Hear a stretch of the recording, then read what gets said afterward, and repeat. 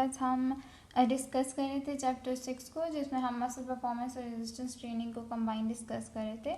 सो हमारे पास आ जाते हैं फिजियोलॉजिकल फैक्टर्स और कॉग्निटिव फैक्टर्स। ठीक है, ये फैक्टर्स जो हमारे पास किस तरह से मसल परफॉर्मेंस पे इफेक्ट करेंगे, ये हमारे पास हम इसमें डिस्कस करेंगे। ठीक है, सो साइकोलॉजिकल फैक्टर्स, जैसे उन्होंने सिंपली हमें बताया हुआ है, एक बंदे को फियर ऑफ पेन है। ठीक है, वो बंदा घबराता है दर्द से, ठीक है, या इंजरी से, या री इंजरी से। ठीक है, लाइक उसको पहले कभी हो चुकी है और दोबारा होने के चांसेस हैं, तो वो क्या होंगे, ये फैक्टर्स उस पर इफेक्ट करेंगे उसकी मसल परफॉर्मेंस पे। ठीक है, उसके अंदर से ये डर निकालना है, पेन का डर निकालना है, आपको इंजरी का डर निकालना है। और ये आप फिजिकली एजुकेशन के थ्रू कर सकते हो, आप एजुकेट करो हेल्थ के थ्रू, आप अवेयरनेस दो लोगों को कि आप इस तरह से पेन के कुछ एक लिमिट तक, आपको पेन कई बार देना भी पड़ता है पेशेंट को बहुत से केसेस में, लेकिन आप कोशिश ज़्यादातर यही करते हो केसेस में कि जितना कम हो सके ना आप उतना लिमिट करके हर चीज़ को करते हो। ठीक है, सो हमारे पास ये फैक्टर हो गया। डिप्रेशन एक बहुत बड़ा फैक्टर है जो हमारे पास एक पेशेंट की परफॉर्मेंस पे हेल्प करता है।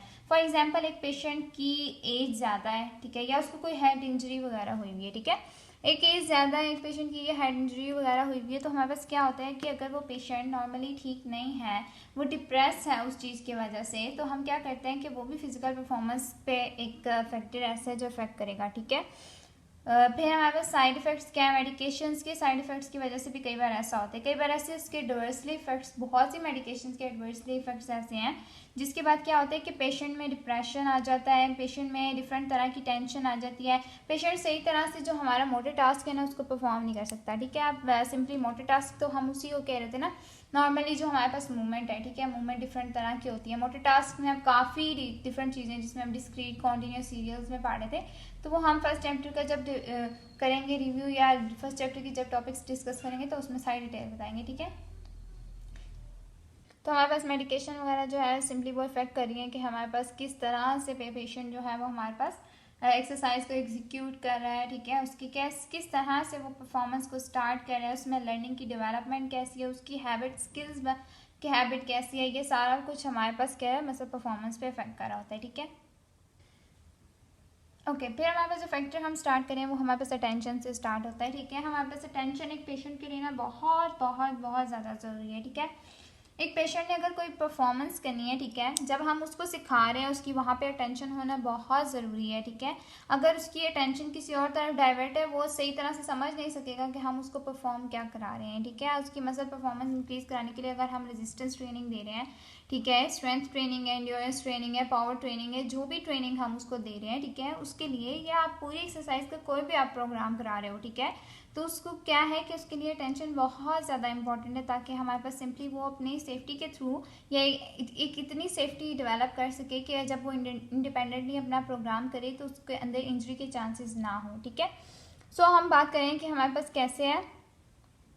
ठीक है, तो हमारे पास अटेंशन चाहिए होती है। ठीक है, अब अटेंशन हमारे पास सिंपली है कि हम ये कहते हैं कि एक पेशेंट है हमारे पास, ठीक है, एक पेशेंट है हमारे पास, वो क्या कर रहा है कि अगर एक दो पेशेंट्स को हम कंपेयर करते हैं, एक पेशेंट है हमारे पास जो बिल्कुल बिल्कुल इंटरेस्ट नहीं ले रहा अपनी परफॉर्मेंस में, एक्सरसाइज कैसे उसने परफॉर्म करनी है कैसे नहीं करनी। ठीक है, और एक और दूसरा पेशेंट है जो हमारे पास अच्छे से परफॉर्म कर रहा है एक्सरसाइज, ठीक है, वो फुल एबिलिटी के साथ। अब अटेंशन हमारे पास सिंपली ये होती है कि जिस जगह हम बैठे हैं वहाँ का जो एक्सटर्नल एनवायरनमेंट है, ठीक है, उसमें से वो चीज़ें जो इस एक्सरसाइज से रिलेटेड नहीं है, वो इनरेलेवेंट इन्फॉर्मेशन वो उसने रिमूव कर देता है।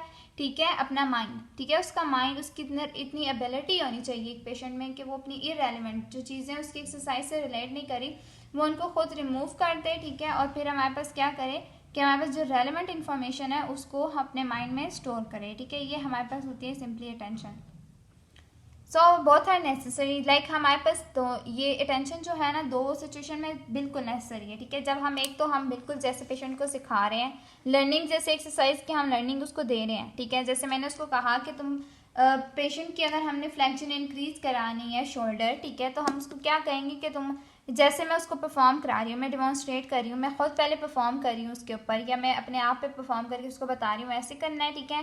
फिर या मैं उस पर परफॉर्म करके उसको बता रही हूँ तुमने इस तरह से परफॉर्म करनी है, डिमॉन्स्ट्रेट किया मैंने उसको, ठीक है, सिंपली। फिर उसके बाद मैंने उसको क्या कहा कि अब आप इंडिपेंडेंटली परफॉर्म करो। दोनों, जब उसने इंडिपेंडेंटली परफॉर्म करनी है और जब वो पहली बार एक्सरसाइज सीख रहा है, दोनों केसेस में हमारे पास अटेंशन नीडेड होती है। कई बार ऐसा होता है पेशेंट जो होते हैं वो फर्स्ट पहली बार जब हम उसको सिखा रहे हैं वो सीख जाता है, लेकिन जब इंडिपेंडेंटली वो करना शुरू होता है तो उसमें काफ़ी मिस्टेक्स होती हैं। लेकिन ये नॉर्मल भी है, कुछ लोगों में ऐसा होता है कि आप ये भी कह सकते हो कि स्टार्ट में जब वो इंडिपेंडेंटली करेगा थोड़ी बहुत मिस्टेक्स करेगा, लेकिन ऐसे मिस्टेक नहीं होनी चाहिए जिसकी वजह से उसको पेन, इंजरी या री इंजरी के चांसेस बढ़ जाएँ, ठीक है। तो हमारे पास हमने ये चीज़ें बहुत ध्यान से देख के उसको फुल एजुकेट करके पेशेंट को भेजना होता है, ठीक है, ताकि वो इंडिपेंडेंटली, उसको छोड़ना ही तभी है हमने जब वो एक्सरसाइज बिल्कुल अच्छे से परफॉर्म कर सके। ओके, हमारे पास जो दूसरी चीज़ आ जाती है हम इसमें देखते हैं, वो हमारे पास है मोटिवेशन एंड द फीडबैक, ठीक है।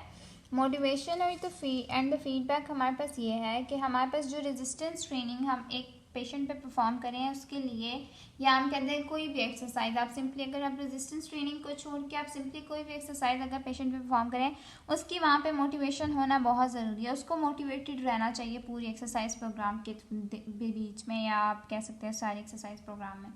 वो उसकी वजह ये भी है कि लाइक हमने कुछ लोगों में ऐसा भी होता है कि वो ना बिल्कुल हार के बैठ जाते हैं, ठीक है। दूसरे ऐसे आपके पास लोग आते हैं बीच में छोड़ देते हैं, लाइक वो कहते हैं इतना कोई खास फर्क नहीं पड़ रहा तो मैं नहीं कर रहा, ठीक है। अगर हमने पेशेंट में परफॉर्म करानी है एक एक्सरसाइज ऐसी जिसको हमने उसको फुल तरह से इफेक्टिव रख सके, हम कहते हैं कि हमें चाहिए क्या, हमें चाहिए ये कि हम उस पेशेंट को फुल मोटिवेटेड रखें, ठीक है। अब उसमें क्या चीज़ हो सकती है मोटिवेटेड रखने के लिए, एक पेशेंट है, ठीक है, वो चाह रहा है कि मेरी स्ट्रेंथ गेन हो ताकि मैं ये फंक्शनल टास्क डेली रूटीन में परफॉर्म कर सकूँ, ठीक है। ऐसे टास्क, ऐसी आप उसकी एक्सरसाइज को मॉडिफाई कर दोगे भाई, ठीक है।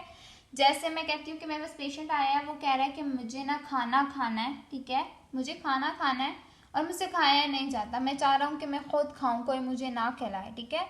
तो उस केस में आप क्या करते हो पेशेंट की, क्या आप उस चीज़ पे काम करोगे कि वो इतना काबिल हो जाए कि वो अपना खाना खुद खा सके।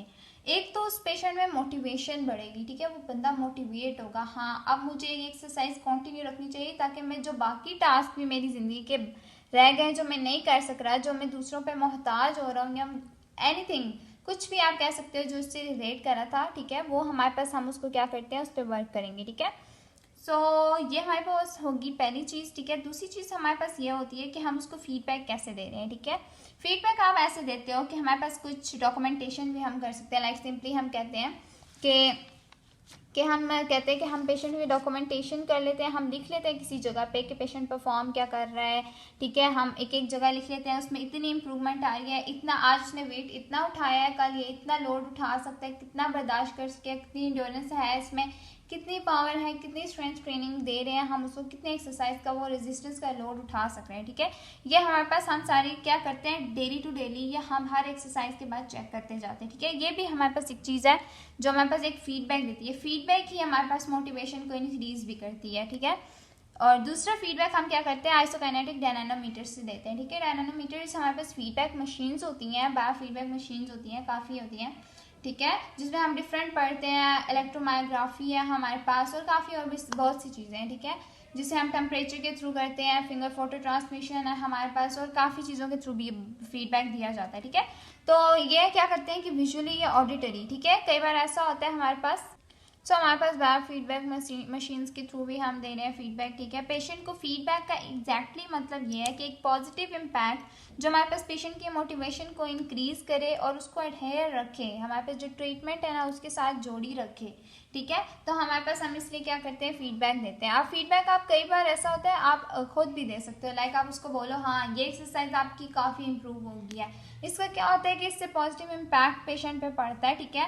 और डायनामोमीटर्स हम बता रहे थे कि डायनामोमीटर्स ऐसी मशीन्स होती हैं जिनमें ग्राफ्स की फॉर्म में, ठीक है, बजर्स की फॉर्म में, कभी कई बार ऐसा होता है आपको विजुअली नहीं ऑडिटरी सिग्नल मिलता है, ठीक है। लाइक आप कहते हो कि किसी ऐसा होगा कि अगर वो बंदा सही परफॉर्म नहीं कर रहा ना, ठीक है, तो या सही परफॉर्म कर रहा है तो ठीक है, उस पर क्या होता है कि बजर बजता है, ठीक है, उसको आवाज़ आती है, हाँ वो एक सिग्नल मिलेगा ऑडिटरी कि हाँ ये परफॉर्म सही हो रही है, हाँ ये परफॉर्म सही नहीं हो रही है, ठीक है।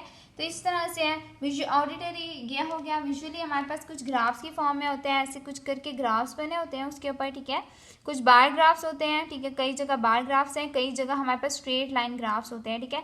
और अगर कहीं पे डिस्ट्रप्शन आ रही है, कहीं पे सिग्नल मसल्स का ठीक नहीं है, एक्चुअली तो ये मसल्स की कॉन्ट्रैक्शन के लिए हम देख रहे होते हैं ना, तो ये क्या करते हैं, ये हमारे पास उस पर शो करता है। इलेक्ट्रोमायोग्राफी में मोस्टली ये हो रहा होता है, हम इस तरह से देख रहे होते हैं, ठीक है। हमारे पास ये इलेक्ट्रोमायोग्राफी के जब हम टॉपिक्स डिस्कस करेंगे तो हम इसको देखेंगे डिटेल में, ठीक है। सो हमारे पास इस तरह से अगर बीच में डिस्ट्रप्शन आ रही है स्ट्रेट लाइन में, तो हमारे पास तब भी हमारे पास मसल की परफॉर्मेंस सही नहीं है, ठीक है।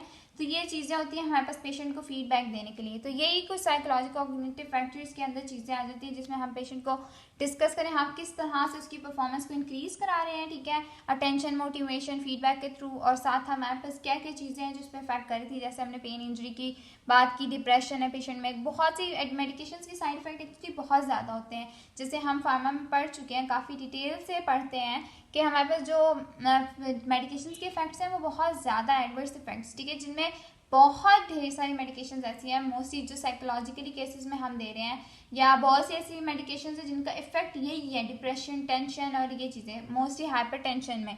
अगर आपको याद हो, हाइपर टेंशन में एक मेडिकेशन है रिस्पेरिन, ठीक है, तो उसकी बहुत ज़्यादा साइड इफेक्ट ये है कि उसमें बहुत ज़्यादा डिप्रेशन हो जाता है पेशेंट को। कई बार पेशेंट ये होता है कि उसको ऐसा लग रहा होता है कि चेस्ट में एक पेन उठ रही है, हर वक्त उसको ऐसा लग रहा है मेरा सर फट जाएगा, ऐसा लग रहा होता है, ठीक है। वो हर वक्त अपने आप को समझते हैं कि मैं किसी बड़ी बीमारी का मरीज हूँ, तो ठीक है, ये चीज़ें जो होती हैं ये हमने पेशेंट में देखनी होती हैं कि कोई ऐसी मेडिकेशन तो यूज़ नहीं कर रहा है, इसलिए प्रॉपर हिस्ट्री लेना बहुत इंपॉर्टेंट है पेशेंट की कि कोई और मेडिकेशन ऐसी तो यूज़ नहीं कर रहा था जिसकी वजह से सारा कुछ हो रहा था, ठीक है। तो ये हमारे पास कुछ फैक्टर्स थे जिनको हमने डिस्कस किया। अब नेक्स्ट टॉपिक में हम नेक्स्ट वीडियो में हम फिजियोलॉजिकल एडेप्टेशंस को देखेंगे, ठीक है। So thanks for watching. अगर फिर भी कोई प्रॉब्लम या कोई इशू आ रहा है आप नीचे कमेंट सेक्शन में बता सकते हैं, और साथ आप इंस्टाग्राम पे या फेसबुक पे भी जाके बता सकते हैं, और इन टॉपिक्स के आपको नोट्स फेसबुक के ग्रुप में मिल जाएंगे। Thanks for watching.